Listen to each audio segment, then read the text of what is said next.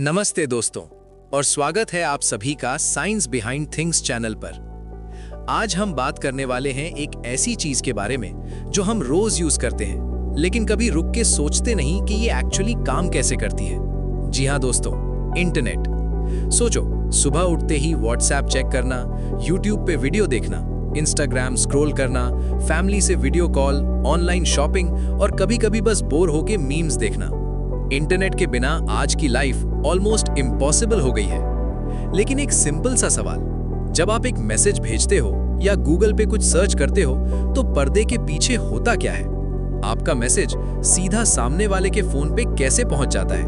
आज हम इसी राज से पर्दा उठाएंगे, स्टेप बाय स्टेप, बिल्कुल सिंपल लैंग्वेज में। तो चाय या कॉफी ले आओ और रिलैक्स हो जाओ, क्योंकि ये जर्नी इंटरेस्टिंग होने वाली है।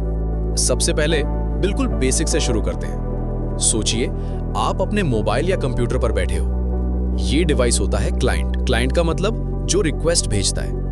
अब मान लो आप ब्राउजर खोलते हो और टाइप करते हो youtube.com। जैसे ही आप एंटर दबाते हो, आपका फोन कहता है, भाई मुझे YouTube चाहिए।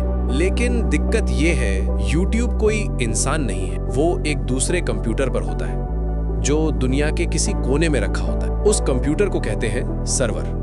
सर्वर का काम होता है लोगों को डेटा देना। लेकिन ये दोनों कंप्यूटर्स मिलते कैसे? जैसे आपके घर का एक एड्रेस होता है, वैसे ही इंटरनेट पे हर डिवाइस का एक यूनिक एड्रेस होता है। इसे कहते हैं आईपी एड्रेस।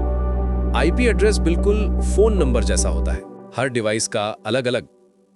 लेकिन एक सेकेंड, हम तो आईपी एड्रेस टाइप नहीं करते ना, हम तो सीधा लिखते हैं youtube.com, google.com। तो ये मैजिक होता कैसे है? यहां एंट्री होती है डीएनएस की, domain name system. Simple words में डीएनएस इंटरनेट की फोन बुक है। जब आप लिखते हो youtube.com तो आपका फोन डीएनएस से पूछता है, बॉस youtube.com का एक्चुअल आईपी एड्रेस क्या है? डीएनएस थोड़ा सर्च करता है और कहता है, ये लो भाई सही एड्रेस। बस अब आपका फोन जानता है YouTube सर्वर कहां रहता है। अब डेटा ट्रैवल करता है, लेकिन कैसे? यहां पे सीन में आते हैं राउटर्स। अपने घर का वाईफाई राउटर याद है? वही छोटा सा बॉक्स। ये होता है फर्स्ट गेट जो आपके डेटा को घर से बाहर भेजता है। राउटर आपके डेटा को आपके आईएसपी तक पहुंचाता है।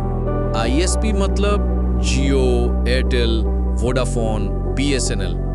इनके पास बहुत बड़ा नेटवर्क होता है, राउटर्स, केबल्स, टावर्स, सब कुछ। आपका डेटा एक राउटर से दूसरे राउटर, फिर तीसरे, फिर चौथे, ऐसे ही दुनिया भर में घूमता है, बिल्कुल पोस्ट ऑफिस सिस्टम जैसा। और हाँ, डेटा एक साथ नहीं जाता।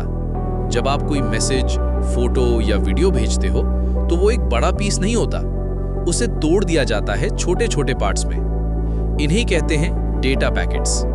हर पैकेट के साथ होता है कहां से आया, कहां जाना है और वापस कैसे जोड़ना है। ये सिस्टम स्मार्ट इसीलिए है क्योंकि अगर एक पैकेट खो जाए तो सिर्फ वही दोबारा भेजना पड़ता है। और कभी-कभी अलग-अलग पैकेट्स अलग-अलग रास्ते से जाते हैं, लेकिन डेस्टिनेशन पे जाके परफेक्टली जुड़ जाते हैं। अब एक और मिथ क्लियर करते हैं। इंटरनेट हवा में नहीं चलता। हमारे पैरों के नीचे और समुंदर के अंदर हजारों किलोमीटर लंबी केबल्स बिछी हुई हैं। इन्हें कहते हैं फाइबर ऑप्टिक केबल्स। इनमें डेटा लाइट की स्पीड से ट्रैवल करता है। यही रियल इंफॉर्मेशन हाईवेज है। और ये सर्वर्स कहाँ होते हैं? बड़े बड़े बिल्डिंग्स में, जिसे कहते हैं डेटा सेंटर्स। अंदर हजारों सर्वर्स 24/7 चलते रहते हैं। एसी, पावर बैकअप, सिक्योरिटी, सब full tight. YouTube, Google, Facebook, सबके अपने डेटा सेंटर्स होते हैं। और लास्ट इंपॉर्टेंट चीज, सब लोग एक ही लैंग्वेज कैसे समझते हैं? इसके लिए होते हैं प्रोटोकॉल्स। प्रोटोकॉल्स मतलब rules. TCP, IP, HTTP, HTTPS. ये रूल्स डिसाइड करते हैं डेटा का format, speed, safety, delivery confirmation. Simple बोलूं तो ये इंश्योर करते हैं कि इंटरनेट पे सब एक ही लैंग्वेज बोले। तो जब आप youtube.com टाइप करते हो, आपका रिक्वेस्ट पैकेट्स में टूट के राउटर, आईएसपी और दुनिया के नेटवर्क से होते हुए YouTube सर्वर तक पहुंचता है। सर्वर रिस्पॉन्स भेजता है, वीडियो, पेज, कंटेंट वापस पैकेट्स में, और मिली सेकेंड्स के अंदर सब कुछ आपकी स्क्रीन पे आ जाता है। मैजिक लगता है ना? लेकिन ये मैजिक नहीं, इंजीनियरिंग का कमाल है। एंड में एक बात याद रखो, इंटरनेट एक ऐसा सिस्टम है जिसमें दुनिया भर के लोग और मशीन्स मिलके काम करते हैं ताकि आप कहीं भी हो, कभी भी हो, किसी से भी कनेक्ट हो सको। अगर आपको आज का वीडियो थोड़ा सा भी इंटरेस्टिंग लगा हो तो लाइक जरूर करना और ऐसे ही सिंपल और इजी टेक एक्सप्लेनेशंस के लिए चैनल को सब्सक्राइब कर लेना।